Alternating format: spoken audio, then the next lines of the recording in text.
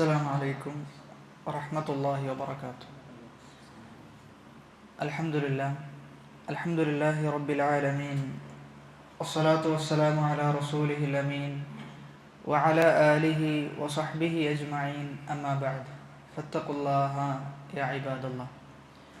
അള്ളാഹു സുബ്ഹാനഹു വതആലയുടെ വിധിവിലക്കുകൾ ജീവിതത്തിൻ്റെ രഹസ്യങ്ങളിലും പരസ്യങ്ങളിലും കാത്തു സൂക്ഷിക്കുവാൻ കഠിനമായി പരിശ്രമിക്കണേ എന്ന് സ്വന്തത്തെ മറക്കാതെ നിങ്ങൾ ഓരോരുത്തരെയും ഓർമ്മപ്പെടുത്തുകയാണ്, വസിയ്യത്ത് ചെയ്യുകയാണ്. നാഥൻ അനുഗ്രഹിക്കുമാറാകട്ടെ. ഇപ്പോൾ കഴിഞ്ഞ ക്ലാസ്സിൽ നമ്മൾ സൂറത്തുൽ ഫീലാണ് വിശദീകരിച്ചത്.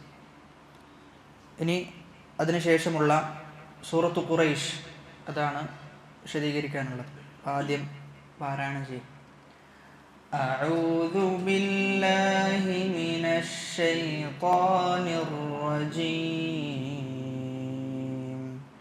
بسم الله الرحمن الرحيم. لإيلاف قريش إيلافهم رحلة الشتاء والصيف فليعبدوا رب هذا البيت الذي أطعمهم من جوع وآمنهم من خوف. ഒന്നുകൂടി. لإيلاف قريش إيلافهم رحلة الشتاء والصيف فليعبدوا رب هذا البيت الذي أطعمهم من جوع وآمنهم من خوف. ഞാനൊന്ന് പാരായണം ചെയ്താൽ നിങ്ങൾ ശ്രദ്ധിച്ചാൽ മതി. لإيلاف قريش إيلافهم رحلة الشتاء والصيف فليعبدوا رب هذا البيت الذي أطعمهم من جوع وآمنهم من خوف. അപ്പോൾ അവിടെ മൊത്തത്തിൽ പാരായണം ചെയ്യുമ്പോൾ ശ്രദ്ധിക്കേണ്ടത് ഒന്നാമത്തേത് ലിഈലാഫി ഖുറൈശ്. അവിടെ റാ ഉച്ചരിക്കുന്ന സമയത്ത് നമ്മൾ സാധാരണ പറയാറുണ്ട് തഫ്ഖീമോട് കൂടിയിട്ടാണ് എന്ത് ചെയ്യേണ്ടത്, അവിടെ റാ ഉച്ചരിക്കേണ്ടത്. അപ്പോൾ ഖുറൈശ് എന്നല്ല, ഖുറൈശ് വായ നിറച്ച് തഫ്ഖീം ചെയ്തിട്ടാണ് ഉച്ചരിക്കേണ്ടത്. അപ്പോൾ ഖുറൈശ് എന്നാണ്. അതേപോലെ തന്നെ ഖാഫും വായ നിറച്ച് ഉച്ചരിക്കേണ്ട അക്ഷരമാണ്. അപ്പോൾ ഖുറൈശ് എന്നാണ് അവിടെ ഉച്ചരിക്കേണ്ടത്. പിന്നെയുള്ളത് ഈലാഫിഹിം റിഹ്ലതശ്ശിതാഇ വസ്സൈഫ്. അപ്പോൾ അവിടെ സാക്കിനായ മീമിന് ശേഷം വന്നിട്ടുള്ളത് റാ ആണ്.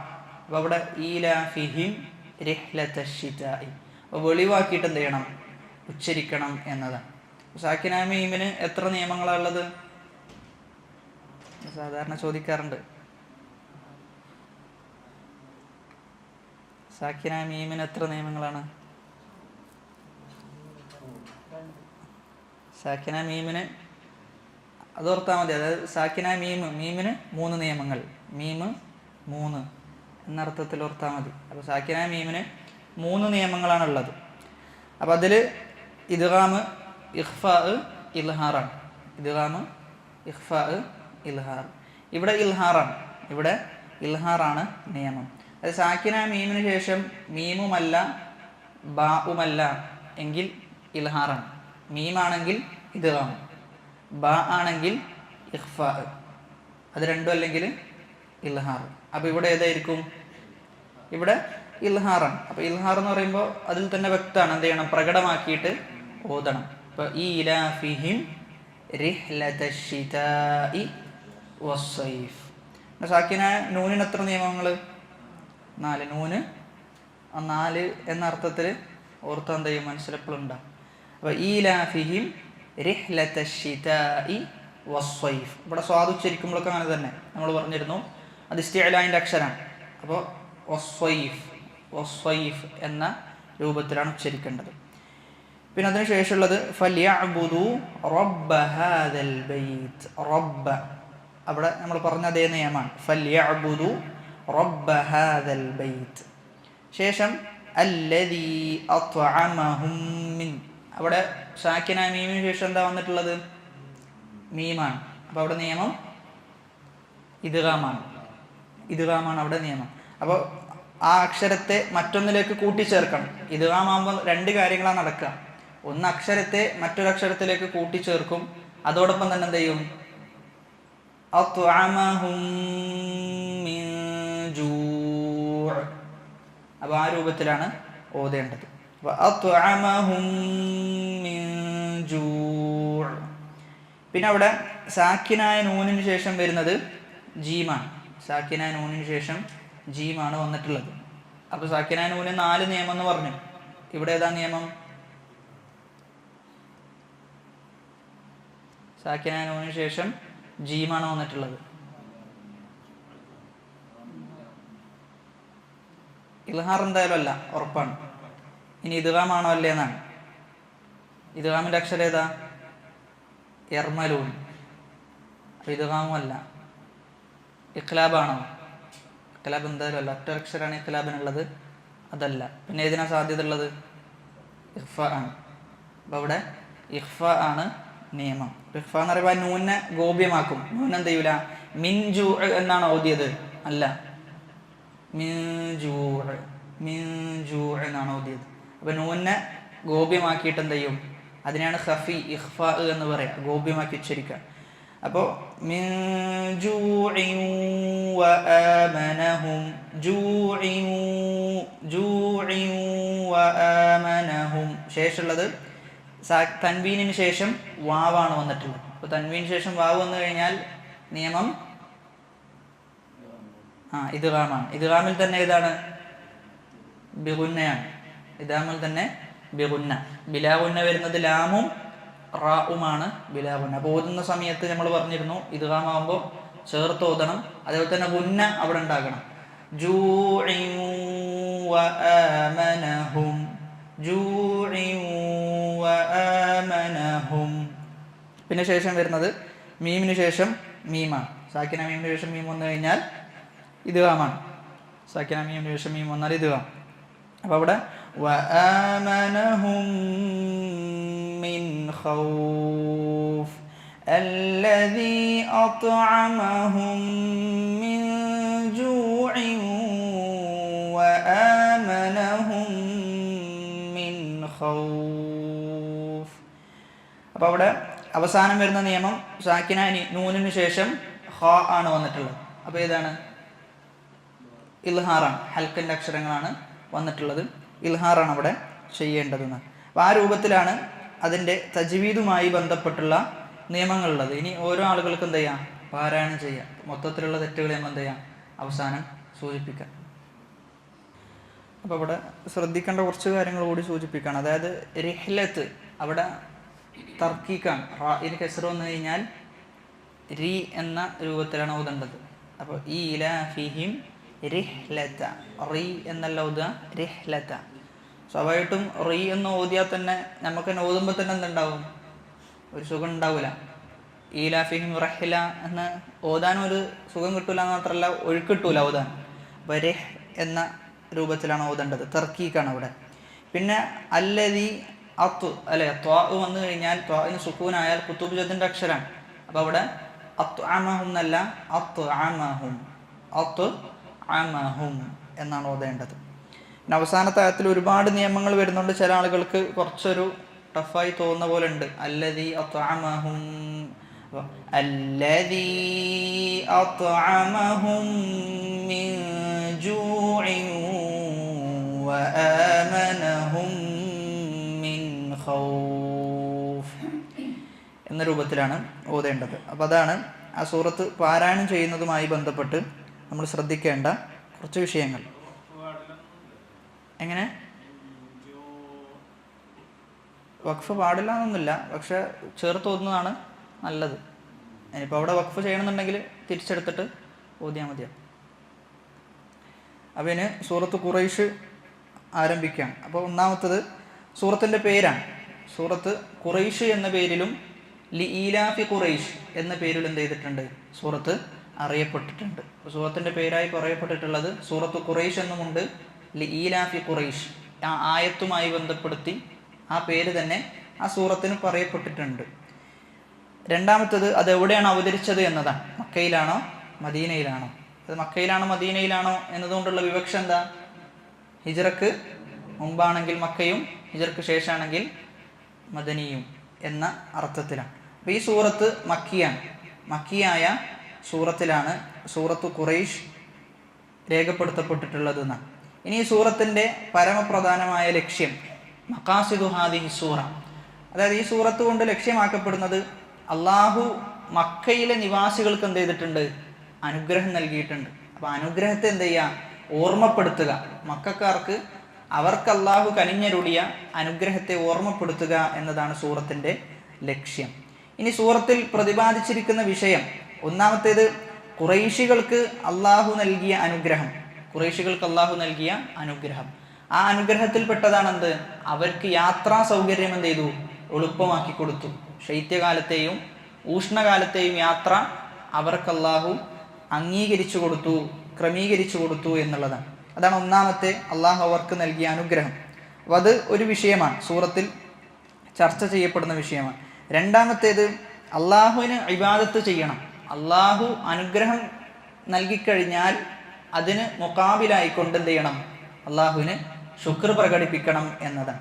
മൂന്നാമത്തേത് അള്ളാഹു അവർക്ക് നൽകിയ 2 അനുഗ്രഹങ്ങളുണ്ട്. ആ 2 അനുഗ്രഹങ്ങൾ എന്ത് ചെയ്തിട്ടുണ്ട്, ഈ സൂറത്തിൽ എടുത്തു പറഞ്ഞിട്ടുണ്ട്. ഒന്ന്, അവരുടെ വിശപ്പ് എന്ത് ചെയ്തു, അള്ളാഹു മാറ്റി. മറ്റൊന്ന്, അവർക്ക് പേടി എന്ത് ചെയ്തു, അവരുടെ ഹൃദയത്തിൽ നിന്ന് എടുത്തു മാറ്റി. അപ്പം നിർഭയത്വം എന്ത് ചെയ്തു, പേടിക്ക് പകരം അള്ളാഹു അവർക്ക് നൽകി എന്നതാണ് സൂറത്തിൽ പ്രതിപാദിക്കുന്ന വിഷയം. അപ്പം ഇവിടെ നമ്മൾ പറഞ്ഞിരുന്നു, കഴിഞ്ഞ സൂറത്തിൽ ഖുറൈശികളുമായി ബന്ധപ്പെട്ടുള്ളത് തന്നെയാണ് ചർച്ച. ഖുറൈശികൾക്ക് അള്ളാഹു എന്ത് ചെയ്തു, ആനപ്പടയെ കഅബയെ തകർക്കുന്നതിൽ നിന്ന് തടഞ്ഞു നിർത്തി. അപ്പം ശേഷം വരുന്ന സൂറത്തും ഈ സൂറത്തും തമ്മിൽ എന്തുണ്ട്, ബന്ധമുണ്ട്. ശേഷം വരുന്ന സൂറത്തും ഈ സൂറത്തും തമ്മിൽ ബന്ധമുണ്ട്. മുമ്പത്തെ സൂറത്തിൽ ഖുറൈശികളുമായി ബന്ധപ്പെട്ട് ചെറിയ പ്രതിപാദനം വരുന്നുണ്ട്. അതായത് അസ്ഹാബുൽ ഫീലിനെ കഅബയെ തൊട്ട് തടയുക എന്നത് ഖുറൈശികൾക്കുള്ള മക്കാനത്താണ്. ഒരു നിലക്ക് നോക്കുമ്പോൾ ഖുറൈശികൾക്കുള്ള സ്ഥാനമാണത് അറിയിക്കുന്നത്. അവിടെ നമ്മൾ സൂചിപ്പിച്ചിരുന്നു, അതായത് എന്തുകൊണ്ടാണ് ഈ സൂറത്ത് വേറെ ഒരിടത്തും ആവർത്തിക്കാത്തത്. അതായത് എല്ലാ കഥകളും ഖുർആനിൽ എടുത്തു നോക്കിക്കഴിഞ്ഞാൽ പല ആവർത്തി എന്ത് ചെയ്യുന്നുണ്ട്, ആവർത്തിക്കുന്നുണ്ട്. ഖുർആന്റെ ഖസസുകൾ, കഥകൾ പരിശോധിച്ച് നോക്കിക്കഴിഞ്ഞാൽ ചിലയിടത്ത് ചുരുക്കി പറയും, ചിലയിടത്ത് വേറിട്ട ശൈലിയിലാണ് പറയുക. ഒരേ കഥയാണെങ്കിലും വേറെ സന്ദർഭമാണ് ചിലയിടത്ത് സൂചിപ്പിക്കുക. പക്ഷെ ഈ കഥ ഒറ്റയിടത്ത് മാത്രമേ പറഞ്ഞിട്ടുള്ളൂ, ഈ സൂറത്തിൽ മാത്രമേ പറഞ്ഞിട്ടുള്ളൂ, സൂറത്തുൽ ഫീലിൽ മാത്രം. എന്താണ് അതിനുള്ള കാരണം? നമ്മൾ 3 കാരണങ്ങൾ സൂചിപ്പിച്ചിരുന്നു. ഖുറൈശികൾക്ക് കൂടുതലായിട്ട് ഇമ്പോർട്ടൻസ് ഉണ്ട് എന്നതിനറിയിക്കുന്നു എന്നാണ്. അതായത് അവിടെ നമ്മൾ പറഞ്ഞ കാരണം എന്ന് ചോദിച്ചു കഴിഞ്ഞാൽ, ഈ കഥ ആവർത്തിച്ചു കഴിഞ്ഞാൽ ഖുറൈശികൾക്ക് എന്താ തോന്നുക, ഞങ്ങളാണെന്ത് യഥാർത്ഥ ഹക്കിൻ്റെ ആളുകൾ ഞങ്ങളാണ് എന്നവർക്ക് തോന്നും. അതുകൊണ്ടാണ് എന്ത് ചെയ്തത്, ആ സൂറത്തിൽ മാത്രം ഒതുക്കിയത് എന്നാണ്. മറ്റൊരായത്തിൽ അവർ പറയുന്നുണ്ട്, ഞങ്ങളാണ് കഅബയെ സംരക്ഷിക്കുന്ന ആളുകൾ എന്ന അർത്ഥത്തിൽ അവർ മുഅ്മിനീങ്ങളോട് എന്ത് ചെയ്യുന്നുണ്ട്, അടികൂടുന്നുണ്ട്. ഞങ്ങളാണ് കഅബയെ സംരക്ഷിക്കുന്ന ആളുകൾ, അതുകൊണ്ട് ഞങ്ങളാണ് ഹക്കിൽ എന്നവർ പറയുന്നുണ്ട്. അപ്പോൾ ഈ സൂറത്ത് ആവർത്തിച്ചു കഴിഞ്ഞാൽ സ്വാഭാവികമായിട്ടും അവർ ഹക്കിലാണ് എന്നൊരു തോന്നൽ അവർക്ക് ഉണ്ടാകും. അപ്പോൾ അതില്ലാതിരിക്കാൻ വേണ്ടിയിട്ടാണ് എന്ത് ചെയ്തത്, ആ സൂറത്തിൽ മാത്രം ആ കഥ ഒതുക്കിയത് എന്നാണ്. അപ്പോൾ അവർക്ക് നൽകിയ അടുത്തൊരു അനുഗ്രഹത്തെക്കുറിച്ചാണ് പറയുന്നത്, ലി ഈലാഫി ഖുറൈശ്. ലി ഈലാഫി ഖുറൈശ്. അപ്പം ഈലാഫ് എന്ന് പറഞ്ഞു കഴിഞ്ഞാൽ 2 അർത്ഥത്തിൽ എന്ത് ചെയ്തിട്ടുണ്ട്, ഈലാഫ് എന്നത് 2 അർത്ഥത്തിൽ വന്നിട്ടുണ്ട്. ഒന്ന്, ഇണക്കിക്കൊടുത്തു ഇണങ്ങി, ഇണക്കിക്കൊടുത്തു ഇണങ്ങി എന്ന അർത്ഥത്തിലാണ് ഈലാഫ് ഉപയോഗിക്കാറുള്ളത്. മറ്റൊന്ന് ഖുറൈശ്. ഖുറൈശ് കൊണ്ട് ഉദ്ദേശിക്കുന്നത് എന്താ, ഖുറൈശ് ഗോത്രമാണ്. ഖുറൈശ് ഗോത്രമാണ് അവിടെ അർത്ഥമാക്കുന്നത്. അപ്പം ലി ഈലാഫി ഖുറൈശ്, ഖുറൈശികൾക്ക് ഇണക്കമുണ്ടാക്കി കൊടുത്തതിനാൽ, ഖുറൈശികൾക്ക് ഇണക്കമുണ്ടാക്കി കൊടുത്തതിനാൽ, അതല്ലെങ്കിൽ ഖുറൈശികൾ ഇണങ്ങിയതിനാൽ. അപ്പൊ അവിടെ ആ ആയത്തിന് അർത്ഥം പറയുന്നിടത്ത് ആ ലാമിന് എന്തർത്ഥമാണോ നൽകുന്നത് അതിനനുസരിച്ചിട്ട് എന്ത് ചെയ്യും, അർത്ഥം മാറും എന്നതാണ്. ലീലാഫി ഖുറൈഷ്, ഖുറൈശികൾക്ക് ഇണക്കം ഉണ്ടാക്കി കൊടുത്തതിനാൽ എന്നാണ്.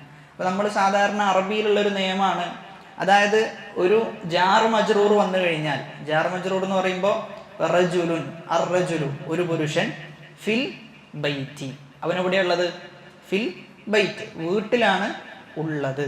അപ്പോൾ പുരുഷൻ വീട്ടിലുണ്ട് അല്ലെ, അങ്ങനെയാണ് നമ്മൾ അതിന് അർത്ഥം പറയാം. അപ്പൊ അവിടെ ഫിൽ ബൈത്ത് വീട്ടിൽ എന്നത്, ഫി എന്നത് ജറിന്റെ അക്ഷരാണ്, ശേഷമുള്ളതിന് എന്ത് കൊടുക്കും, കെസ്റ് കൊടുക്കും. അപ്പൊ അതിന് ശേഷമുള്ള ഫീക്ക് ശേഷമുള്ളതിനെയാണ് മജ്റൂർ എന്ന് നിയമത്തിൽ പറയാം.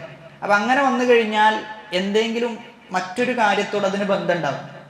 ജാറും മജ്റൂറും വന്നു കഴിഞ്ഞാൽ മറ്റുള്ള ഒന്നിനോട് അതിന് ബന്ധം ഉണ്ടാവും. അതിനാണ് തഅല്ലുഖ് എന്ന് അറബി ഭാഷയിൽ പറയാം. അപ്പൊ വീട്ടിൽ എന്ന് പറഞ്ഞു കഴിഞ്ഞാൽ വീട്ടിൽ എന്ത് എന്ന ചോദ്യമുണ്ട്. അർറജുലു ഫിൽ ബൈത്തി വീട്ടിലെന്ത്, അവൻ വീട്ടിലാണെന്ത് ഉള്ളത്, വീട്ടിലാണ് അവൻ താമസിക്കുന്നത്. അപ്പൊ എന്ന അർത്ഥമുണ്ട്. അപ്പൊ അതേപോലെ ഇവിടെ എന്തുണ്ട്, ലീലാഫി ഖുറൈഷ്, ഖുറൈശികളെ ഇണക്കിക്കൊടുത്തതിനാൽ എന്ത് എന്നതുണ്ട്. അപ്പൊ പണ്ഡിതന്മാർ പറയുന്നതിൽ ഈലാഫി ഖുറൈഷ്, ഖുറൈശികളെ ഇണക്കിക്കൊടുത്തതിനാൽ അവരെന്ത് ചെയ്യണം, ഫല്യഅ്ബുദു റബ്ബ ഹാദൽ ബൈത്ത്, ഈ വീട്ടിന് എന്ത് ചെയ്യണം, ഈ വീടിന്റെ റബ്ബിനെ അവർ ആരാധിച്ചു കൊള്ളട്ടെ എന്ന അർത്ഥമാണ് സൂചിപ്പിച്ചിട്ടുള്ളത്. അതാണ് ആ ആയത്തുമായി ബന്ധപ്പെട്ടുള്ള ഒന്നാമത്തെ അർത്ഥം. ഇനി രണ്ടാമത്തെ അർത്ഥം എന്നുള്ളത് മുമ്പ് പറഞ്ഞ സൂറത്തുമായി ബന്ധപ്പെടുത്തിയിട്ടാണ്. അതായത് ആനപ്പടയെ അല്ലാഹു നശിപ്പിച്ചല്ലോ, ആനപ്പടയെ നശിപ്പിച്ചു. അപ്പൊ ആനപ്പടയെ നശിപ്പിച്ചു എന്നത് എന്താണ്, ലീലാഫി ഖുറൈഷ്, ആനപ്പടയെ നശിപ്പിച്ചതോടുകൂടി ഖുറൈശികൾ എന്ത് ചെയ്തു, ഇണങ്ങി, ഖുറൈശികളിൽ ഒരു ഇണക്കമുണ്ടായി. അപ്പൊ അതാണ് ലീലാഫി ഖുറൈഷ് എന്നതാണ്. മറ്റൊന്ന് ആ ആയത്തിന് അർത്ഥം പറയപ്പെട്ടിട്ടുള്ളത് അവിടെ വന്ന ലാമു തഅജ്ജുബാണ് എന്നാണ്. അവിടെ വന്നിട്ടുള്ള ലാമു തഅജ്ജുബാണ്. അതായത് ലീലാഫി ഖുറൈഷ്, ഖുറൈശികളുടെ ഇണക്കത്തിൽ നിങ്ങൾ എന്ത് ചെയ്യണം, അത്ഭുതപ്പെട്ടുകൊള്ളണം എന്ന അർത്ഥത്തിലാണ് അതിന് പറഞ്ഞിട്ടുള്ളത്. അപ്പൊ ഈ 3 രൂപത്തിൽ എന്ത് ചെയ്തിട്ടുണ്ട്, ആ ആയത്തിന് അർത്ഥം പറയപ്പെട്ടിട്ടുണ്ട്. മൂന്നായാലും എന്തില്ല, കുഴപ്പങ്ങളൊന്നുമില്ല. മൂന്നായാലും അർത്ഥത്തിന്, ആശയത്തിന് വ്യത്യാസങ്ങൾ സംഭവിക്കുന്നില്ല എന്നതാണ്. അപ്പൊ ആ ആയത്തിന്റെ തുടക്കം തന്നെ ഏതൊരു മനസ്സിനെയും ആ ആയത്തിലേക്ക് കേന്ദ്രീകരിക്കുന്ന രൂപത്തിലാണ് തുടക്കം, ഖുറൈശികളെ ഇണക്കിക്കൊടുത്തതിനാൽ. അപ്പൊ സ്വാഭാവികമായിട്ടും മനസ്സ് എന്തിലേക്കാണ് ഇണക്കിയത്, എന്താണ് ആ ഇണക്കം എന്നതിലേക്ക് മനസ്സെന്ത് ചെയ്യും, ആഗ്രഹിക്കും. അപ്പൊ അതാണ് സ്റ്റാർട്ടിങ് തന്നെ നല്ല ഒരു പ്രയോഗത്തിലൂടെയാണ് ആ സൂറത്ത് ആരംഭിച്ചിട്ടുള്ളത്. ലീലാഫി ഖുറൈഷ്, ഖുറൈശികളെ ഇണക്കിക്കൊടുത്തതിനാൽ, അതല്ലെങ്കിൽ ഖുറൈശികൾ ഇണങ്ങിയതിനാൽ. ഇനി ഖുറൈശികളുമായി ബന്ധപ്പെട്ട് നമ്മൾ അറിഞ്ഞിരിക്കേണ്ട ചില കാര്യങ്ങളുണ്ട്. ഇപ്പൊ ഖുറൈശികൾ ആരുടെ മക്കളാണ് എന്നതാണ് ഒന്നാമത്തേത്. ഖുറൈശികൾ ആരുടെ മക്കളാണ്? ഖുറൈശികൾ അന്നളർ ഇബ്നു കിനാന എന്ന് പറയുന്ന ആളുടെ പരമ്പരയിൽ വരുന്ന ആളുകളാണ് ആര്? ഖുറൈശികൾ എന്നറിയപ്പെടുന്നത്. ഇനി ഖുറൈശികൾ എന്തുകൊണ്ടാണ് ഖുറൈശികൾ എന്ന പേരിൽ അറിയപ്പെട്ടത് എന്നും ചരിത്രത്തിൽ ചർച്ച ഉണ്ട്. എന്തുകൊണ്ടാണ് ഖുറൈഷ് ആ പേരിൽ അറിയപ്പെട്ടത്? ലിമാദാ സുമ്മിയത് ഖുറൈഷ് ബി ഖുറൈഷ് എന്ന ചർച്ച കാണാൻ സാധിക്കും. അവിടെ പറയുന്നത് ഒന്ന്, അവർ കച്ചവടം ചെയ്യുന്ന ആളുകളായിരുന്നു എന്നാണ്. അവർ ഖുറൈശികൾ എന്ന് വിളിക്കാൻ കാരണം അവർ കച്ചവടത്തിലും അതേപോലെ തന്നെ ധനം ശേഖരിക്കുന്നതിലും അവർ വലിയ താല്പര്യം പ്രകടിപ്പിച്ചിരുന്നു. അതായത് ഖുറൈഷ് എന്നത് കർഷ് എന്ന വാക്കിൽ നിന്നാണ് വന്നത് എന്നാണ്. കർഷ് എന്ന് പറഞ്ഞു കഴിഞ്ഞാൽ കെസ്ബ്, സമ്പാദിക്കുക എന്നാണ്. കർഷ് എന്ന് പറഞ്ഞു കഴിഞ്ഞാൽ സമ്പാദിക്കുക. അപ്പൊ അവരെന്ത് ചെയ്യുന്നുണ്ട്? അവരുടെ കുടുംബത്തിനു വേണ്ടി സമ്പാദിക്കുന്നുണ്ട്, കച്ചവടം ചെയ്യുന്നുണ്ട്, ധനം ശേഖരിക്കുന്നുണ്ട് എന്നത് കാരണത്താൽ ഏത് പേരിൽ അറിയപ്പെട്ടു? ഖുറൈഷ് എന്ന പേരിൽ അറിയപ്പെട്ടു എന്നാണ് ചരിത്രത്തിൽ പറയുന്ന ഒന്നാമത്തെ അഭിപ്രായം. രണ്ടാമത്തേത് ബിദാബത്തിൻ തക്കൂനു ഫിൽ ബഹർ, അതായത് ഖുറൈഷ് എന്നത് കടലിലുള്ള ഒരു വലിയ മൃഗാണെന്നാണ്. കടലിലുള്ള വലിയൊരു മത്സ്യം. ആ മത്സ്യത്തിന്റെ പ്രത്യേകത എന്ന് പറഞ്ഞു കഴിഞ്ഞാൽ ലാ തമുറു ബിശൈഇൻ മിനൽ ഗസ്സി വസ്സമീനി ഇല്ല അകലത്ഹു, അതായത് എന്ത് ചെറിയ കാര്യത്തിലൂടെയും വലിയ കാര്യത്തിലൂടെയും ആ ജീവി പോയി കഴിഞ്ഞാൽ അതിനെന്ത് ചെയ്യും? തിന്നുന്നാണ്. എന്ത് ചെറുതിനെയും വലുതിനെയും അത് ബാക്കി വെക്കുകയില്ല എന്ന് പറയുന്നുണ്ട്. അപ്പൊ അതേപോലെയായിരുന്നു ഖുറൈശികൾ എന്നാണ്. അതേപോലെയായിരുന്നു ഖുറൈശികൾ. എന്ത് ചെറുതും വലുതും കിട്ടിയ ഖുറൈശികൾ എന്ത് ചെയ്യൂല? ബാക്കി വെക്കൂല. അതിനൊക്കെ എന്ത് ചെയ്യും? അതിനൊക്കെ നശിപ്പിച്ചു കളയുന്ന, അതല്ലെങ്കിൽ അതിനോടൊക്കെ ഒരു അക്രമത്തിന്റെ രൂപം ഖുറൈശികൾക്ക് ഉണ്ടായിരുന്നു. അതുകൊണ്ട് എന്ത് പേരിൽ അറിയപ്പെട്ടു? ആ പേരിൽ ഖുറൈശ് എന്ന പേരിൽ അറിയപ്പെട്ടു എന്നതാണ്. മൂന്നാമത്തെ അഭിപ്രായം എന്നത് ഇഖ്തിറാഷ് എന്നതിൽ നിന്നാണ് ഖുറൈശ് വന്നത് എന്നാണ്. ഇഖ്തിറാഷ് എന്നതിൽ നിന്ന് ഖുറൈശ് വന്നു. ഇഖ്തിറാഷ് എന്ന് പറഞ്ഞു കഴിഞ്ഞാൽ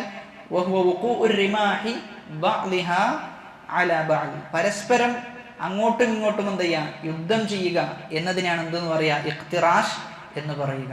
അപ്പൊ ആ അർത്ഥത്തിലാണ് ഖുറൈശ് എന്ന പേര് അവർക്ക് വന്നത് എന്നാണ്. അപ്പൊ ചരിത്രം പരിശോധിക്കുമ്പോൾ പല രൂപത്തിൽ എന്ത് ചെയ്യുന്നുണ്ട്, അഭിപ്രായം വന്നിട്ടുണ്ട് എന്തുകൊണ്ടാണ് ഖുറൈശികൾ ഖുറൈശ് എന്ന പേരിൽ അറിയപ്പെട്ടത് എന്നത്.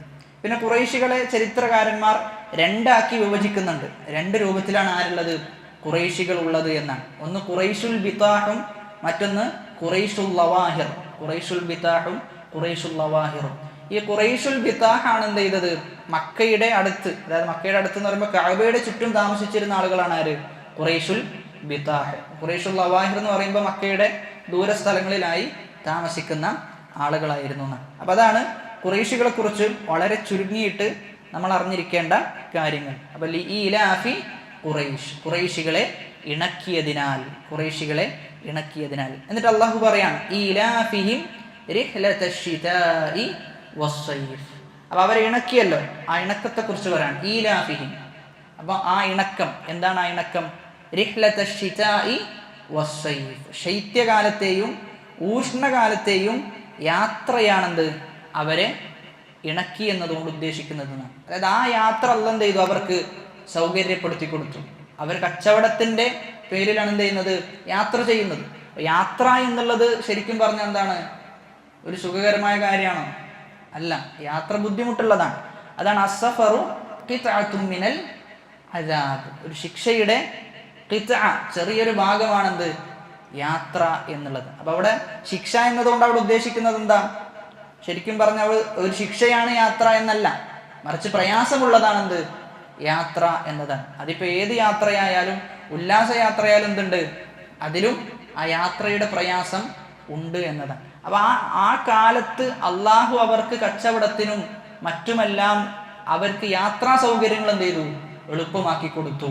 യാത്രാ മാർഗങ്ങൾ അള്ളാഹു അവർക്ക് സംവിധാനിച്ചു കൊടുത്തു എന്നതാണ്. അപ്പൊ അതാണ് അള്ളാഹു അവരെ ഇണക്കി കൊടുത്തു എന്നതുകൊണ്ട് അർത്ഥമാക്കുന്നത്. അപ്പൊ ഖുറൈശികൾ താമസിച്ചിരുന്ന മക്ക എന്ന് പറയുന്നത് സ്വാഭാവികമായിട്ടും അവർക്ക് കച്ചവടത്തിന് എന്ത് ചെയ്യണം, പുറം നാട്ടിലേക്ക് പോകണം.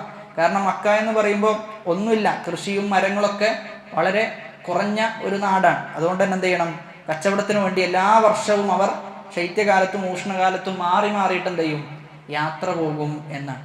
അപ്പൊ അവര് ശൈത്യകാലത്ത് ഷിതായില് യമനിലേക്കാണ് അവർ യാത്ര പോയത്. ഷിതായില് യമനിലേക്കാണ് യാത്ര പോയത്. സൈഫില് ഊഷ്ണകാലത്ത് അവർ യാത്ര പോയത് ഷാമിലേക്കാണ്. യമനിലേക്കും ഷാമിലേക്കുമായിരുന്നു കച്ചവടാർത്ഥം അവർ യാത്ര പോയിരുന്നത് എന്ന്. അപ്പൊ ഈലാഫി ഖുറൈശ്, ഖുറൈശികളെ അള്ളാഹു ഇണക്കി കൊടുത്തതിനാൽ. ഈലാഫിഹിം, അവരുടെ ആ ഇണക്കം എന്ത് എന്ന് പറയാം. അവരുടെ ഇണക്കം എന്ന് പറഞ്ഞു കഴിഞ്ഞാൽ റിഹ്ലതശ്ശിതാഇ വസ്സൈഫ്, ശൈത്യകാലത്തെയും ഊഷ്ണകാലത്തെയും യാത്ര എന്ത് ചെയ്തു, അള്ളാഹു അവർക്ക് സംവിധാനിച്ചു കൊടുത്തു എന്ന്. എന്നിട്ട് അള്ളാഹു ആ നിഅമത്ത്, ശരിക്കും യാത്ര സൗകര്യപ്പെടുത്തി കൊടുത്തു എന്നത് അനുഗ്രഹമാണ്. അതിനുടനെ തന്നെ എന്ത് ചെയ്യണം, ആ അനുഗ്രഹത്തിന് അവർ എന്താണ് ചെയ്യേണ്ടത് എന്നാണ് പറയുന്നത്. ഫല്യഅ്ബുദൂ റബ്ബ ഹാദൽ ബൈത്ത്, ഫല്യഅ്ബുദൂ, അവർ ആരാധിച്ചു കൊള്ളട്ടെ. എന്തിനെ, ആരെയാണ് അവർ ആരാധിക്കേണ്ടത്? റബ്ബ ഹാദൽ ബൈത്ത്, ഈ വീടിന്റെ റബ്ബിനെ അവർ ആരാധിച്ചു കൊള്ളട്ടെ. അപ്പൊ അള്ളാഹു അവർക്കത് സംവിധാനിച്ചു കൊടുത്തു. എന്നിട്ട് അള്ളാഹു പറയാൻ, ഇതൊക്കെ നിങ്ങൾക്ക് സംവിധാനിച്ചിട്ടും നിങ്ങൾ എന്ത് ചെയ്യുന്നില്ല, അള്ളാഹിനെ മാത്രം ആരാധിക്കണില്ല, മറിച്ച് വേറെ ആരാധ്യന്മാരെയാണ് നിങ്ങൾ റബ്ബായി സ്വീകരിക്കുന്നത്. അതുകൊണ്ട് ഫല്യഅ്ബുദൂ, അവർ ആരാധിച്ചു കൊള്ളട്ടെ റബ്ബ ഹാദൽ ബൈത്ത്. അവരെ ഏറ്റവും കൂടുതൽ ഖുറൈശികളും വളരെ പ്രാധാന്യത്തോടു കൂടി കണ്ടിരുന്ന ഭവനമാണെന്ത്, കഅബ എന്നത്. കഅബ എന്നത് അതീവ പ്രാധാന്യത്തോടു കൂടി അവർ കണ്ടിരുന്നു. അതുകൊണ്ടാണ് ആ രൂപത്തിൽ എന്ത് ചെയ്ത് റബ്ബ ഹാദൽ ബൈത്ത് എന്ന് തന്നെ എടുത്തു പറഞ്ഞത് എന്നാണ്. അപ്പൊ അവിടെ അള്ളാഹു പല രൂപത്തിൽ എന്ത് ചെയ്യുന്നുണ്ട്, പറയാറുണ്ട്. ഇപ്പൊ ഈ ആയത്തിൽ പറഞ്ഞത് എങ്ങനെയാന്ന് ചോദിച്ചു കഴിഞ്ഞാൽ, റബ്ബിനെന്ത് ചെയ്തു, ബൈത്തിലേക്ക് ചേർത്തു, റബ്ബ ഹാദൽ ബൈത്ത്. ചില സമയത്ത് ആ ബൈത്തിന് എന്ത് ചെയ്യാറുണ്ട്, അള്ളാഹുവിലേക്ക് ചേർക്കാറുണ്ട്. ത്വഹിർ ബൈതിയ, എൻ്റെ വീടിനെ നീ എന്ത് ചെയ്യണം? ത്വഹിർ, അതിനെ ശുദ്ധീകരിക്കണം എന്ന് പറയുന്നുണ്ട്. അപ്പൊ അവിടെ അള്ളാഹു പ്രയോഗിച്ചത് ബൈത്തിയാണ്, എൻ്റെ വീട് എന്ന അർത്ഥത്തിലാണ്. എന്നാൽ ഇവിടെയുള്ള പ്രയോഗം റബ്ബിന് എന്ത് ചെയ്തതാണ്? ആ ബൈത്തിലേക്ക് ചേർക്കുകയാണ് ചെയ്തിട്ടുള്ളത് എന്നാണ്. സൂറത്തു നംലിലെ 91-ാമത്തെ വചനത്തിലും എന്തുണ്ട്? സമാനമായ ആയത്ത് നമുക്ക് കാണാൻ പറ്റും. ഇന്നമാ ഉമിർതു അൻ അഅ്ബുദ റബ്ബ ഹാദിഹിൽ ബൽദ അല്ലതി ഹറമഹാ വലഹു കുല്ലു ഷൈ. ഇന്നമാ ഉമിർതു, ഞാൻ കൽപ്പിക്കപ്പെട്ടിട്ടുണ്ട്, അൻ അഅ്ബുദ റബ്ബ ഹാദിഹിൽ ബൽദ, ഈ നാടിന്റെ റബ്ബിനെ ആരാധിക്കുവാൻ. എന്നിട്ട് പറയാണ് വലഹു കുല്ലു ഷൈ, ഈ നാട് മാത്രല്ല റബ്ബിനുള്ളത്, മറിച്ചോ എല്ലാം റബ്ബിനുള്ളതാണ്. വ ഉമിർതു അൻ അകൂന മിനൽ മുസ്ലിമീൻ, മുസ്ലിമീങ്ങളുടെ കൂട്ടത്തിലാകുവാനും എന്നോട് എന്ത് ചെയ്തിട്ടുണ്ട്? കൽപ്പിക്കപ്പെട്ടിട്ടുണ്ട് എന്നാണ് പറയുന്നത്. അപ്പൊ അവിടെ ഫലിയഅ്ബുദു റബ്ബ ഹാദൽ ബൈത്ത്, ഈ വീടിന്റെ റബ്ബിനെ അവർ ആരാധിച്ചു കൊള്ളട്ടെ എന്നാണ്. അപ്പൊ റബ്ബ് എന്ന പദം റുബൂബിയത്തിനെയാണ് അറിയിക്കുന്നത്. റബ്ബ് എന്ന പദം റുബൂബിയത്തിനാണ് അറിയിക്കുന്നത്. അപ്പൊ റുബൂബിയത്ത് എന്ന് പറഞ്ഞു കഴിഞ്ഞാൽ എന്താ? റുബൂബിയത്ത് എന്ന് പറഞ്ഞാൽ അള്ളാഹുവിൻ്റെ പ്രവൃത്തിയിലുള്ള ഏകത്വമാണ്. എല്ലാം സൃഷ്ടിച്ചതാരാ? അള്ളാഹു. ഭൂമിയിൽ നടക്കുന്ന എന്തൊക്കെ ഉണ്ടോ അതൊക്കെ ആരാണ് സംവിധാനിക്കുന്നതും നിയന്ത്രിക്കുന്നതും ഖദറാക്കുന്നതൊക്കെ ആരാ? ഒക്കെ അള്ളാഹുവാണ്. അപ്പൊ അള്ളാഹുവിൻ്റെ അഫ്ആലിൽ അള്ളാഹു ഏകനാണ് എന്ന് വിശ്വസിക്കുന്ന വിശ്വാസത്തെയാണ് തൗഹീദു അർ-റുബൂബിയ്യ എന്ന് പറയും. അപ്പൊ അള്ളാഹുൽ വിശ്വസിക്കണം എന്ന് നമ്മൾ പറയാറുണ്ട്.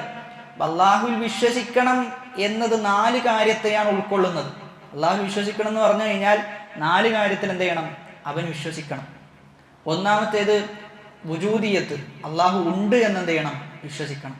രണ്ടാമത്തേത് റുബൂബിയത്താണ്, അള്ളാഹുവിൻ്റെ അഫ്ആലുകളിൽ അവൻ ഏകനാണ്. എവിടുന്ന് വിളിച്ചാലും എങ്ങനെ വിളിച്ചാലും കേൾക്കാൻ പറ്റുന്നത് ആര് മാത്രമാണ്? അള്ളാഹ് മാത്രമാണ്. അപ്പൊ അത് അള്ളാഹുവിൻ്റെ റുബൂബിയത്താണ്. എവിടുന്ന് വിളിച്ചാലും കേൾക്കാൻ പറ്റും എന്ന കഴിവ് അള്ളാഹുവിൻ്റെ റുബൂബിയത്തുമായി ബന്ധപ്പെട്ടതാണ്. ഇനി ഉലൂഹിയത്തുമായി ബന്ധപ്പെട്ടുള്ള തൗഹീദ് എന്ന് പറഞ്ഞു കഴിഞ്ഞാൽ അത് നമ്മൾ അങ്ങോട്ട് കൊടുക്കേണ്ടതാണ്, നമ്മൾ അങ്ങോട്ട് കൊടുക്കേണ്ടതാണ്. അപ്പൊ ഇബാദത്തുകൾ ആർക്ക് മാത്രമേ സമർപ്പിക്കാൻ പാടുള്ളൂ? അള്ളാഹുവിന് മാത്രമേ നൽകാൻ പാടുള്ളൂ. അതുകൊണ്ടാണ് തൗഹീദുൽ ഉലൂഹിയത്തിന് മറ്റൊരു പേരെന്താ? തൗഹീദുൽ ഇബാദ, ഉബൂദിയത്ത്. ഉബൂദിയത്ത് എന്ന് പറഞ്ഞാൽ ആരാധന. തൗഹീദുൽ ഇബാദ എന്ന പേരിൽ എന്ത് ചെയ്തിട്ടുണ്ട്? തൗഹീദുൽ ഉലൂഹിയത്തിന് മറ്റൊരു പേരായി പറയുന്നുണ്ട്. കാരണം ഇബാദത്ത് നൽകലാണ്. ഇബാദത്ത് നൽകുന്നതിൽ എന്ത് ചെയ്യണം? ഏകനാക്കണം എന്നതാണ്. ഏറ്റവും അവസാനത്തതാണ് എന്ത്? അള്ളാഹുൽ വിശ്വസിക്കണം എന്ന് പറയുമ്പോൾ ഏറ്റവും അവസാനത്തത് തൗഹീദുൽ അസ്മാഇ വസ്സിഫാത്ത്, നാമഗുണ വിശേഷണങ്ങളിൽ അള്ളാഹുവിനെ എന്ത് ചെയ്യണം? ഏകനാക്കണം എന്നാണ്. അപ്പൊ നാമഗുണ വിശേഷണങ്ങളിൽ അള്ളാഹുവിനെ ഏകനാക്കണം എന്ന് പറയുമ്പോൾ സമീഉ എന്നത് അള്ളാഹുവിൻ്റെ മാത്രം പ്രത്യേകതയാണ്, അത് അള്ളാഹുവിന് മാത്രമുള്ളതാണ്. ബസീർ എന്ന് പറയുമ്പോൾ എല്ലാം കാണുവാനുള്ള കഴിവ് അള്ളാഹ്ക്ക് മാത്രമുള്ളതാണ്. എത്ര ഇരുട്ടുള്ളതാണെങ്കിലും എന്ത് ചെയ്യും? അള്ളാഹു അത് കാണും എന്നാണ്. ഇനി എത്ര നിഗൂഢതയിലുള്ളതാണെങ്കിലും അള്ളാഹു അത് വളരെ വ്യക്തമായി കൃത്യമായി അള്ളാഹു ദർശിക്കും എന്നത് തന്നെയാണ്. അപ്പൊ അതാണ് അള്ളാഹുവിൽ വിശ്വസിക്കണം എന്നതിൻ്റെ വിവക്ഷയായിട്ട് നമ്മൾ മനസ്സിലാക്കേണ്ടത്. ഇവിടെ റുബൂബിയത്ത്, ഒരാളുടെ റുബൂബിയത്ത് കൃത്യമാണ് എങ്കിൽ ഓൻ്റെ എന്തും കൃത്യമാവും, ഉലൂഹിയത്തും കൃത്യമാകും എന്നതാണ്. റുബൂബിയത്ത് കൃത്യമാണെങ്കിൽ ഉലൂഹിയത്ത് കൃത്യമാകും. അപ്പൊ മക്കയിലെ മുശ്രിക്കുകൾക്ക് എവിടെ പഴച്ചിട്ടുണ്ട്? ഉലൂഹിയത്തിൽ പഴച്ചല്ലോ, അല്ലാത്തവരെ ആരാധിച്ചു. അപ്പൊ സ്വാഭാവികമായിട്ട് എന്തിൽ പിഴവുണ്ടാകണം? റുബൂബിയത്തിലും പിഴവുണ്ടാകണം. കാരണം ഒരാൾ റുബൂബിയത്തിൽ പൂർണ്ണമായി വിശ്വസിച്ചു കഴിഞ്ഞാൽ എല്ലാം കേൾക്കുന്നവൻ റബ്ബ്, എല്ലാം നിയന്ത്രിക്കുന്നവൻ റബ്ബ്, പ്രാർത്ഥനക്ക് ഉത്തരം നൽകുന്നവൻ റബ്ബ് എന്നിങ്ങനെ ഒരാൾ വിശ്വസിച്ചു കഴിഞ്ഞാൽ സ്വാഭാവികമായിട്ട് ഓൻ ആരോടെ തേടുള്ളൂ? അള്ളാഹുവിനോടെ തേടുള്ളൂ. പക്ഷെ മക്കയിലെ മുശ്രിക്കുകൾക്ക് എന്തുണ്ട്? റുബൂബിയത്തിലും ചില പിഴവുകളുണ്ട്. റുബൂബിയത്തിൽ അവർ പൂർണ്ണാർത്ഥത്തിൽ മുസ്ലിമീങ്ങൾ വിശ്വസിച്ചതുപോലെ വിശ്വസിച്ചിട്ടുണ്ടോ? ഇല്ല. അതാണ് നമ്മൾ എപ്പോഴും പറയാറുള്ളത്, മക്കയിലെ മുശ്രിക്കുകൾക്ക് അള്ളാഹു റബ്ബാണ് എന്ന വിശ്വാസം ഉണ്ടായിരുന്നു എന്ന് നമ്മൾ പറയാറുണ്ട്. അപ്പൊ അവിടൊക്കെ നമ്മളോട് ഉദ്ദേശം എന്തേ ഉള്ളൂ? ബിൽ ജുംല, മൊത്തത്തിൽ എന്ത് ചെയ്തിട്ടുണ്ട്? അവർ വിശ്വസിച്ചിട്ടുണ്ട്. അല്ലാതെ എല്ലാ തഫാസീലും എല്ലാ വിശദാംശങ്ങളിലേക്കും പോയി കഴിഞ്ഞാൽ എന്ത് ചെയ്തിട്ടില്ല? അവർ വിശ്വസിച്ചിട്ടില്ല. കാരണം വിശ്വസിച്ചാൽ എന്ത് ചെയ്യണം? ഉലൂഹിയത്തിലും അവർ അള്ളാഹുവിന് മാത്രം ഇബാദത്ത് നൽകണം. അപ്പൊ ഉലൂഹിയത്തിൽ ശിർക്ക് ചെയ്യുന്ന ആരൊക്കെ ഉണ്ടോ അവർക്കൊക്കെ എന്തിലും പിഴവ് സംഭവിച്ചിട്ടുണ്ട്? റുബൂബിയത്തിലും പിഴവ് സംഭവിച്ചിട്ടുണ്ട് എന്നതാണ്. അത് ഖാഇദയാണ്, അടിസ്ഥാനമായി പറയുന്ന വിഷയമാണ്. അതായത് ഉലൂഹിയത്തിലെ തൗഹീദ്, റുബൂബിയത്തിലുള്ള പിഴവ് എന്നത്, ഉലൂഹിയത്തിലുള്ള പിഴവ് എന്നത് റുബൂബിയത്തിന്റെ പിഴവിനെയാണ് അറിയിക്കുന്നത്, ലാസിമാക്കുന്നത് എന്ന് പണ്ഡിതന്മാർ വളരെ വ്യക്തമായി പറയുന്നുണ്ട്. സമസ്തക്കാരുടെ വിഷയം എടുത്തു നോക്കിക്കഴിഞ്ഞാൽ നമ്മൾ പലപ്പോഴും പറയാറുണ്ട്, അവർ ഇനി പ്രാർത്ഥിക്കണം എന്ന് തന്നെ ഇല്ല. കാരണം അവരുടെ റുബൂബിയത്തിൽ എന്തുണ്ട്?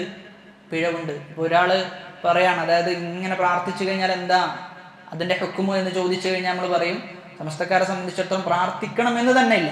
അവരുടെ വിശ്വാസം എന്താ? എവിടുന്ന് വിളിച്ചാലും എന്ത് ചെയ്യും? വലിയ കേൾക്കും, അറിയും, ഉത്തരം നൽകും എന്ന്. അപ്പൊ ആ വിശ്വാസം തന്നെ പ്രശ്നമാണ്. ഇനി അവർ വിളിച്ചു തേടണം എന്നില്ല, മറിച്ച് ആ വിശ്വാസം തന്നെ പ്രശ്നമാണ്. ഇനി വിളിച്ചു തേടിയാലോ ഉലൂഹിയത്തിലും എന്ത് ചെയ്തു? ഷിർക്ക് വന്നു. സ്വാഭാവികമായിട്ടും അസ്മാഉ സിഫാത്തിലും ഷിർക്ക് വരും. അപ്പൊ അങ്ങനെ നോക്കിക്കഴിഞ്ഞാൽ മൊത്തത്തിൽ എന്തുണ്ട്?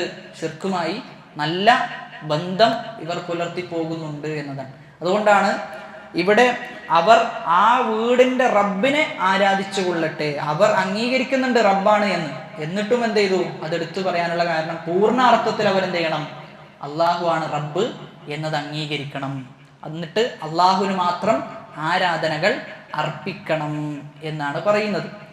എന്നിട്ട് അല്ലദീ അത്അമഹും, അല്ലദീ, ആ റബ്ബ് എങ്ങനെയുള്ളവനാണ്? യാതൊരുവനാണ് ആ റബ്ബ്. അത്അമഹും, അവരെ ഭക്ഷിപ്പിച്ചു. അല്ലെ, നമുക്കൊരാള് ഭക്ഷണം തന്നു കഴിഞ്ഞാൽ അദ്ദേഹത്തിന് നമ്മൾ പ്രാർത്ഥിക്കണം. നമുക്കൊരാൾ ഭക്ഷണം ഒഴുക്കി കഴിഞ്ഞാൽ നമ്മൾ അദ്ദേഹത്തിന് പ്രാർത്ഥിക്കുന്ന പ്രാർത്ഥനയിൽപ്പെട്ടതാണ് എന്ത്? അത്ഇം മൻ അത്അമന, റബ്ബേ നീ ഭക്ഷിപ്പിക്കണേ. ആർക്ക്? നമുക്ക് ഭക്ഷണം തന്നത് ആരാണോ അവൻക്ക് നീ ഭക്ഷിപ്പിക്കണേ എന്ന്. അപ്പൊ അല്ലദീ, യാതൊരുവൻ, അത്അമഹും, അവരെന്ത് ചെയ്തു? ഭക്ഷിപ്പിച്ചു എന്ന്. അവരെ ഭക്ഷിപ്പിച്ചു. എന്തിലാണ് ഭക്ഷിപ്പിച്ചത്? മിൻ ജൂഇൻ, ജൂഇൽ നിന്ന്, അതായത് വിശപ്പിൽ നിന്ന് അവർക്ക് എന്ത് ചെയ്തു? അല്ലാഹു ആഹാരം നൽകി, വിശപ്പിൽ നിന്ന് ആഹാരം നൽകി. വആമനഹും മിൻ ഖൗഫ്, വആമനഹും മിൻ ഖൗഫ്. അപ്പോൾ വആമനഹും, അവർക്ക് എന്ത് ചെയ്തു? സമാധാനം നൽകി. എന്തിൽ നിന്ന്? മിൻ ഖൗഫ്, ഭയത്തിൽ നിന്ന് അവർക്ക് സമാധാനവും നൽകി എന്നാണ്. അപ്പൊ രണ്ട് അനുഗ്രഹങ്ങളാണ്. രണ്ട് അനുഗ്രഹങ്ങൾ എന്ത് ചെയ്തു? അള്ളാഹു എടുത്തു പറഞ്ഞു. ഒന്ന്, അവർക്ക് അവരുടെ വിശപ്പ് മാറ്റി. രണ്ടാമത്തേത്, പേടിയിൽ നിന്ന് അവർക്ക് എന്ത് ചെയ്തു? ഭയത്തിൽ നിന്ന് അവർക്ക് നിർഭയത്വം നൽകി എന്നതാണ്. അപ്പൊ അവിടെ അള്ളാഹുവിൻ്റെ നിഅമത്തുകളെ ഒരാൾ നിഷേധിച്ചു കഴിഞ്ഞാൽ ഈ രണ്ട് അനുഗ്രഹങ്ങൾ എന്ത് ചെയ്യും? എടുത്തു മാറ്റപ്പെടുമെന്നാണ്. സൂറത്തുൻ നഹ്ലിലെ 112, 113 ആയത്തിൽ അള്ളാഹു പറയുന്നുണ്ട്, വളറബല്ലാഹു മസലൻ ഖർയതൻ കാനത് ആമിനതൻ മുത്മഇന്ന. ഒരു നാടിനെ കുറിച്ച് അള്ളാഹു ഉദാഹരിക്കുകയാണ്. ആ നാടിന്റെ പ്രത്യേകത കാനത് ആമിന, നിർഭയത്വം നിറഞ്ഞ നാടായിരുന്നു. മുത്മഇന്ന, വളരെ സമാധാനത്തിൽ ജീവിക്കുന്ന നാട്. യഅ്തിഹാ റിസ്ഖുഹാ റഗദൻ മിൻ കുല്ലി മകാൻ, എല്ലായിടത്തു നിന്നും എന്ത് ചെയ്യുന്നുണ്ട്? റിസ്ക് അവരിലേക്ക് എത്തിപ്പെടുന്നുണ്ട്. എന്നാൽ അവരെന്ത് ചെയ്തു? ഫകഫറത് ബിഅൻഉമില്ലാഹ്, അല്ലാഹുവിന്റെ അനുഗ്രഹത്തെ എന്ത് ചെയ്തു? അവർ നിഷേധിച്ചു.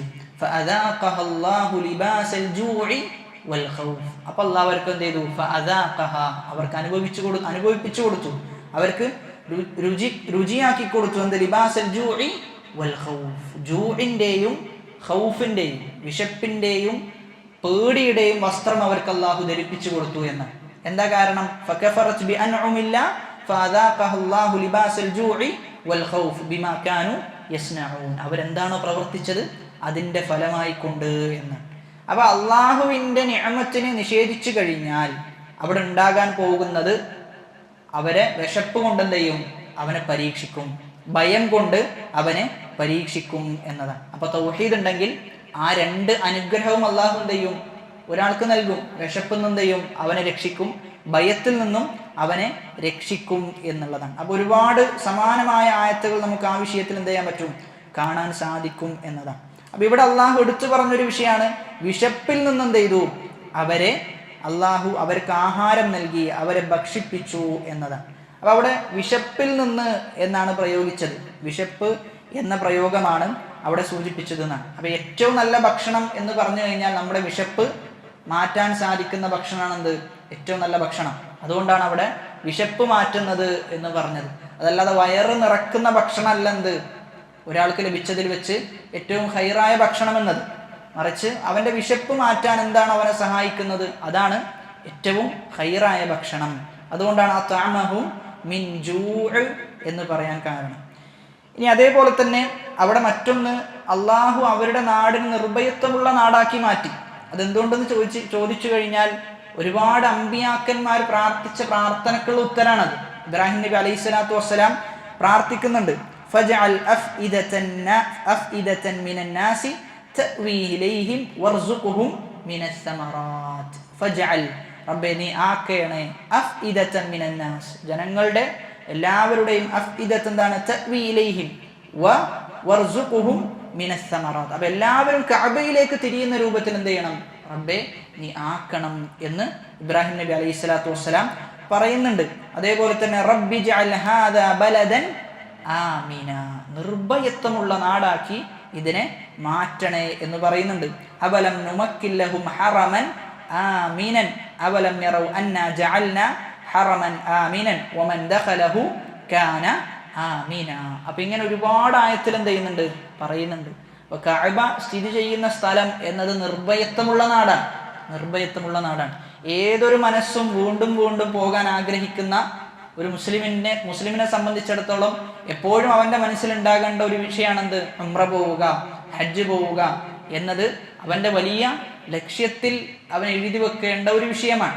അതാണ് നമ്മൾ കഴിഞ്ഞ ക്ലാസ്സിൽ സൂചിപ്പിച്ചിരുന്നു. ഹുദൈബിയ സന്ധിയുടെ സമയത്ത് സഹാബാക്കളെ ഏറ്റവും കൂടുതൽ പ്രയാസപ്പെടുത്തിയത് എന്താ, ആ കഅബ തവാഫ് ചെയ്യാൻ അവർക്ക് സാധിച്ചിട്ടില്ല, ഉംറയുടെ അവസരം അവർക്ക് നഷ്ടപ്പെട്ടു എന്നതാണ്. അതാണ് റസൂലുള്ളാഹി സ്വല്ലല്ലാഹു അലൈഹി വസല്ലം പറയുന്നത്, നിങ്ങൾ എന്ത് ചെയ്യണം, ഒരു പ്രാവശ്യം ഉംറ ചെയ്തു കഴിഞ്ഞാൽ പിന്നെ നിങ്ങൾ എന്ത് ചെയ്യണം, ഉംറ ചെയ്യണം, നിങ്ങൾ പിന്നെയും ഉംറ ചെയ്യണം എന്നിങ്ങനെ പ്രോത്സാഹിപ്പിക്കുന്നുണ്ട്. അപ്പൊ ആ വീടുമായി ഒരു മുസ്ലിമിന് അങ്ങേയറ്റത്തെ ബന്ധം ഉണ്ടാകണം. അത് ഇടക്കിടക്ക് പോയി കാണാൻ സാധിക്കുന്ന ആളുകൾ, പോകാൻ സാധിക്കുന്ന ആളുകൾ എന്ത് ചെയ്യണം, ഇടക്കിടക്ക് പോകണം, അവന്റെ ഈമാൻ പുതുക്കണം എന്നത് ഒരു മുസ്ലിമിനെ സംബന്ധിച്ചിടത്തോളം ഒരു വികാരമാണ്. കഅബ എന്ന് പറഞ്ഞു കഴിഞ്ഞാൽ ഒരിക്കലും അത് നമുക്ക് എന്ത് ചെയ്യാൻ പറ്റൂല, നമ്മുടെ ഇബാദത്തിലും നമ്മുടെ ഈമാനിലും അതുണ്ടാക്കുന്ന മാറ്റം എത്രയെന്ന് നമുക്ക് വിവരിക്കാൻ സാധിക്കുകയില്ല എന്നതാണ്. അപ്പൊ ആദ്യമായി അത് കാണുന്ന ഒരാളെ സംബന്ധിച്ചിടത്തോളം വളരെ വലിയ അനുഭൂതിയാണ് എന്ത് ചെയ്യുന്നത്, അത് ഒരു മനസ്സിന് പകരുന്നത് എന്ന്. അപ്പൊ നമ്മെ സംബന്ധിച്ചിടത്തോളം അവിടെ എത്തിപ്പെടുക, അവിടെ എത്തിപ്പെടാനുള്ള മാർഗങ്ങൾ സ്വീകരിക്കുക എന്നുള്ളതൊക്കെ നമ്മുടെ മനസ്സിൽ എപ്പോഴും തളം കെട്ടി നിൽക്കേണ്ട ഒരു വിഷയമാണ് എന്നതാണ്. അപ്പൊ അത് നമ്മുടെ മനസ്സിൽ എപ്പോഴും ഉണ്ടാകണം. അല്ലദീ അത്അമഹും മിൻ ജൂഇൻ വആമനഹും മിൻ ഖൗഫ് എന്നതാണ്. അപ്പൊ അവിടെ രണ്ട് കാര്യങ്ങളാണ് നമ്മൾ മനസ്സിലാക്കേണ്ടത്. റിസ്ക്കും അതേപോലെ തന്നെ നിർഭയത്വവും അള്ളാഹു ദുനിയാവിൽ ഒരു മനുഷ്യന് നൽകുന്ന ഏറ്റവും വലിയ അനുഗ്രഹമാണ് എന്നാണ്. റിസ്ക്കും ഉണ്ട്, താമസിക്കാൻ ഒരിടവുമുണ്ട് എങ്കിൽ അത് വലിയ അനുഗ്രഹത്തിലാണ് ഉൾപ്പെടുക. കാരണം റിസ്ക്കിന് വേണ്ടി പ്രയാസപ്പെടുന്ന ഒരുപാട് ആളുകളുണ്ട്. ഒരു ദിവസത്തെ സാലറി അത് കൃത്യമായി കിട്ടാത്ത ആളുകളുണ്ട്. എന്നാൽ അതേ സമയത്ത് ഒന്നും പണിയെടുക്കാൻ പറ്റാത്ത ആളുകൾ, എന്നാൽ കൃത്യമായി പണിയില്ലാത്ത ആളുകൾ ഒക്കെ ഉണ്ട്. അപ്പൊ റിസ്ക് നമുക്ക് കൃത്യമായി കിട്ടുക എന്നുള്ളത് വലിയ വിഷയമാണ്. അത് ചെറിയൊരു വിഷയമല്ല, മറിച്ച് വലിയ ഒരു വിഷയമാണ് എന്നതാണ്. ചില ആളുകളെ സംബന്ധിച്ചിടത്തോളം ഒരു ദിവസം തള്ളി നീക്കുക എന്ന് പറയുന്നത് വളരെ പ്രയാസമാണ്. അവരെ സംബന്ധിച്ചിടത്തോളം അവർക്കത് ആലോചിക്കാൻ കൂടി പറ്റാത്ത ഒരുപാട് ആളുകൾ നമ്മുടെ കൂട്ടത്തിലുണ്ട് എന്നതാണ്. അതേ സന്ദർഭത്തിൽ താമസിക്കാൻ ഒരിടം എന്നതും വലിയ അനുഗ്രഹമാണ്. അതിന് എത്ര ചെറിയ കുടിലായാലും അത് ഫള് തന്നെയാണ് എന്നാണ് മനസ്സിലാക്കേണ്ടത്. കാരണം ഒരുപാട് ആളുകൾ, അതായത് താമസിക്കാൻ വീടില്ല, എന്നാൽ അതേ സമയത്ത് വീടുള്ള ആളുകൾ തന്നെ വീടൊക്കെ വിൽക്കേണ്ട അവസ്ഥയുള്ള ആളുകൾ ഒരുപാട് ആളുകളുണ്ട്. എത്രത്തോളം എന്ന് ചോദിച്ചു കഴിഞ്ഞാൽ വീടെടുത്തു, വീടൊക്കെ വെച്ചു, എന്നാൽ ഒരുപാട് പ്രയാസങ്ങളുണ്ടായി, അവർ വെച്ച വീട് തന്നെ വിൽക്കേണ്ട അവസ്ഥ, അങ്ങനൊക്കെ ഉണ്ടായ ആളുകൾ ഒരുപാടുണ്ട്. അപ്പൊ താമസിക്കാൻ ഒരു വീടുണ്ടാവുക, കൃത്യമായി നമുക്ക് ഭക്ഷണം ലഭിക്കുന്നുണ്ട് എങ്കിൽ അൽഹംദുലില്ലാ പറയാൻ വലിയ വകുപ്പ് നമുക്കുണ്ട് എന്നതാണ്. അതുമാത്രം മതി എന്ത്, അള്ളാഹു നമുക്ക് നൽകിയ അനുഗ്രഹമായിട്ട് പറയാൻ എന്നതാണ്. ഇനി വേറെന്ത് അള്ളാഹു നമുക്ക് നൽകിയിട്ടില്ലെങ്കിലും അത് തന്നെ വലിയ അനുഗ്രഹമായിട്ടാണ് നമ്മൾ കാണേണ്ടത്. കാരണം ഒരു മനുഷ്യനെ സംബന്ധിച്ചിടത്തോളം അവൻ ഏറ്റവും സമാധാനം നൽകുന്നതാണ് എന്ത്, അവന്റെ വീട്ടിലേക്ക് എത്തുക എന്നുള്ളത്. അപ്പൊ അറബിയിൽ താമസ സ്ഥലത്തിന് പറയുന്നത് എന്താ, സക്കൻ, മസ്കൻ എന്നാ പറയാൻ. മസ്കൻ എന്നത് ഏതിൽ നിന്നാ വന്നത്, സക്കന, സുക്കൂൻ എന്നതിൽ നിന്നാണ്. സുക്കൂൻ എന്ന് പറഞ്ഞു കഴിഞ്ഞാൽ മനസ്സിന് ശാന്തി ഏകുന്നത് എന്നാണ്. അപ്പൊ വീട്ടിലേക്ക് എത്തിക്കഴിഞ്ഞാൽ സ്വാഭാവികമായിട്ട് എന്തുണ്ടാകണം, അവൻ്റെ മനസ്സിന് ശാന്തി പകരണം എന്നതാണ്. അപ്പം അങ്ങനെ ഒരു ശാന്തി വീട്ടിലേക്ക് എത്തിയിട്ടും കിട്ടണില്ല എങ്കിൽ അത് പ്രശ്നമാണെന്നാണ്, അത് പ്രശ്നമാണ്. അപ്പോൾ മസ്കനിലേക്ക് എത്തിക്കഴിഞ്ഞാൽ നമുക്കൊരു സമാധാനം ആ മസ്കനിൽ ഉണ്ടാകണം. ആ മസ്കനിൽ സമാധാനം ഉണ്ടാകണമെങ്കിൽ അതിനുള്ള വകുപ്പ് നമ്മൾ ഉണ്ടാക്കണം, അതിനുള്ള വകുപ്പ് നമ്മൾ ഉണ്ടാക്കണം എന്നുള്ളതാണ്. അതിനുള്ള വകുപ്പ് ഉണ്ടാക്കണം എന്ന് പറയുമ്പോൾ സ്വാഭാവികമായിട്ടും സുന്നത്ത് നിസ്കാരങ്ങളൊക്കെ പരമാവധി എന്ത് ചെയ്യണം, വീട്ടിൽ നിസ്കരിക്കാൻ നമ്മൾ ശ്രമിക്കണം. അതാണ് റസൂലുള്ളാഹി സ്വല്ലല്ലാഹു അലൈഹി വസല്ലം പറയുന്നത്, നിങ്ങൾ നിങ്ങളുടെ വീടുകൾ എന്താക്കരുത്, ഖബറുകളാക്കി മാറ്റരുത് എന്നാണ്. പല വീട്ടിലും സുന്നത്ത് നിസ്കാരങ്ങൾ കുറവാണ്. അപ്പോൾ അവിടെ നമ്മൾ വീടുകളിൽ സുന്നത്ത് നിസ്കാരങ്ങൾ നിസ്കരിക്കണം. അപ്പോൾ സ്വാഭാവികമായിട്ടും റഹ്മത്തിൻ്റെ മലക്ക് എന്ത് ചെയ്യും, നമ്മുടെ വീടുകളിലേക്ക് പ്രവേശിക്കുമെന്നതാണ്. എല്ലാ വീട്ടിലും മലക്കുണ്ട്. ഏത് മലക്ക? ഹഫളത്തിൻ്റെ മലക്കാണ്. നമ്മുടെ കാര്യങ്ങളൊക്കെ എഴുതി വെക്കുന്ന അത്തരത്തിലുള്ള മലക്ക് എല്ലാ വീട്ടിലുണ്ട്.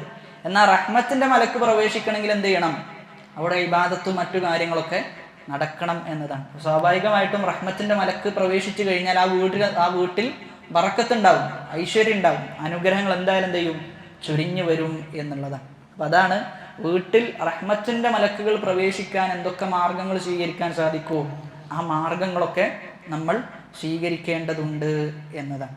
എങ്കിൽ ആ വീട് എന്ത് ചെയ്യും, ഏറ്റവും നല്ല വീടായി മാറും. അപ്പം ആ സൂറത്ത് അവസാനിപ്പിക്കുന്നത് അവർക്ക് നൽകിയ 2 അനുഗ്രഹങ്ങളെ എടുത്തു പറഞ്ഞുകൊണ്ടാണ്.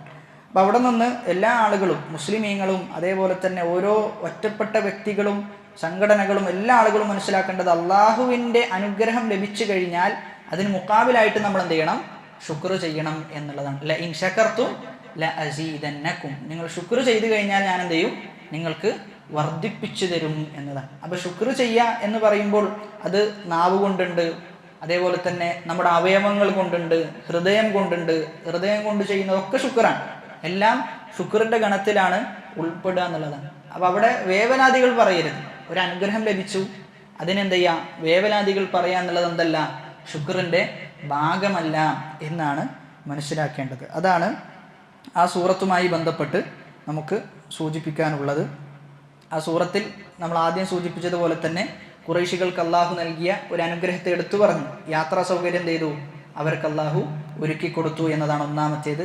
രണ്ടാമത്തേത്, ആ യാത്രാ സൗകര്യം ഒരുക്കി കൊടുത്തതിനാൽ അവർ ചെയ്യേണ്ടത് എന്താ, അള്ളാഹുവിന് മാത്രം ഇബാദത്തുകൾ അർപ്പിക്കണം, നല്ല സൽക്കർമ്മങ്ങൾ ചെയ്ത് ജീവിക്കണം എന്നതാണ്. എന്നിട്ട് ഏറ്റവും അവസാനം അള്ളാഹു അവർക്ക് നൽകിയ മറ്റൊരു അനുഗ്രഹം കൂടി എടുത്തു പറഞ്ഞു. അവർക്ക് ഭക്ഷണവും നൽകി, അതേപോലെ തന്നെ നിർഭയത്വവും നൽകി എന്നാണ്. നിർഭയത്വത്തിൻ്റെ വിഷയമൊക്കെ എടുത്തു നോക്കുമ്പോൾ നമുക്ക് നിർഭയത്വം എന്നതിൻ്റെ വിഷയത്തിൽ യാതൊരു പേടിയും നമുക്കില്ല.